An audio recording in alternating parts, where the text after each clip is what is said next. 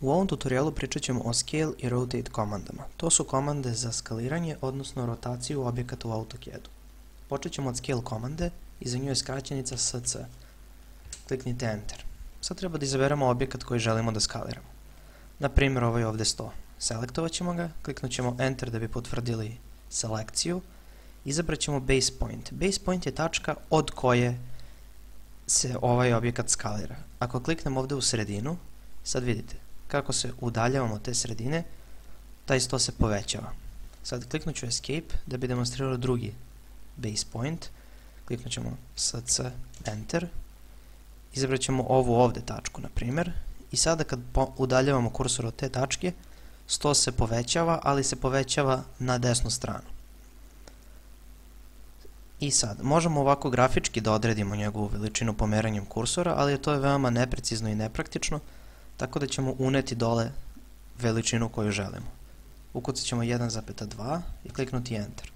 Ovaj 100 je sada 1,2 puta veličina koja je bio prethodno. Sad ću vam pokazati još jedan način kako može se koristiti Scale komanda, ali za to moramo da uključimo ovu OSNAP opciju. Otvorite ovaj padajući meni i čekirajte Endpoint, Midpoint i Quadrant. I zatvorite ovaj padajući meni.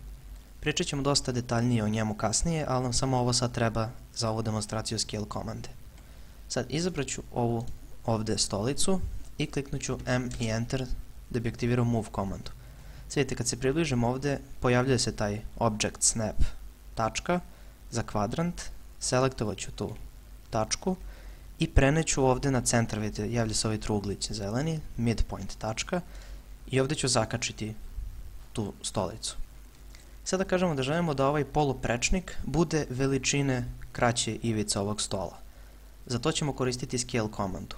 Pokrenut ćemo SC, Enter, izabrat ćemo ovaj krug, kliknut ćemo Enter da bi potvrdili selekciju, izabrat ćemo Base Point kao ovu donju tačku gdje se već poklapaju koja nam odgovara, ali sad ćemo izabrati ovu Reference opciju.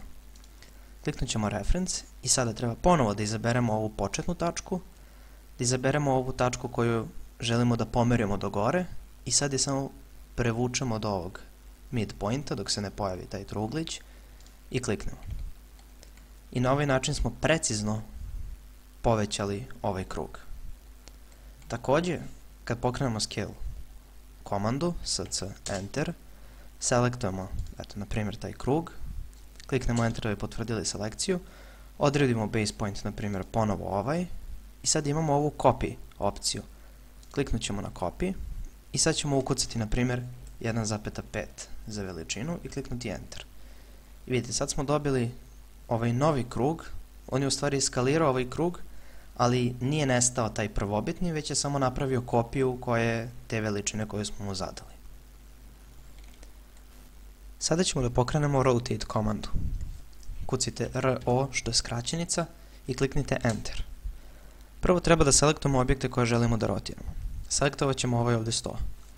Kliknite Enter da bi potvrdili selekciju i sad treba da odredimo Base Point. Izabrat ćemo ovaj ovdje ugao.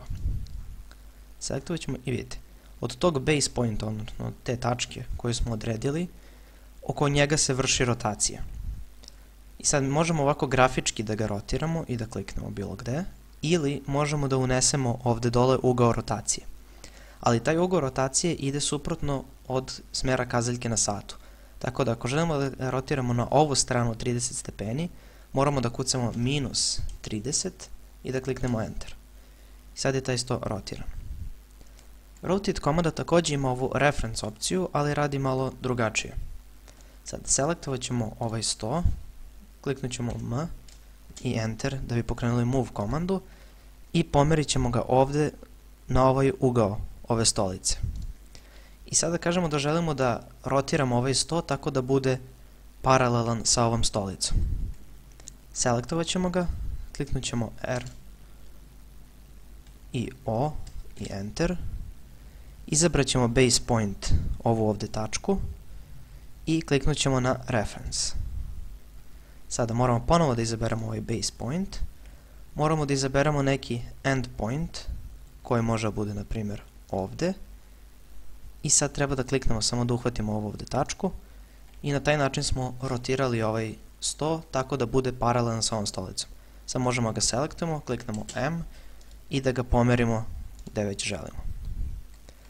Sad vidjeli ste kad smo pokrenuli sad ovu RAW komandu, RO Enter, izabrali base point, imamo ovu copy opciju, tako da ako nju kliknemo, isto kao kod scale komande, uradit ćemo komandu, ali ćemo pritom napraviti kopiju. Kucat ćemo opet -30, kliknuti Enter i vidite, rotirali smo 100 za 30 stepeni, ali smo napravili kopiju, tako da imamo sad oba stola.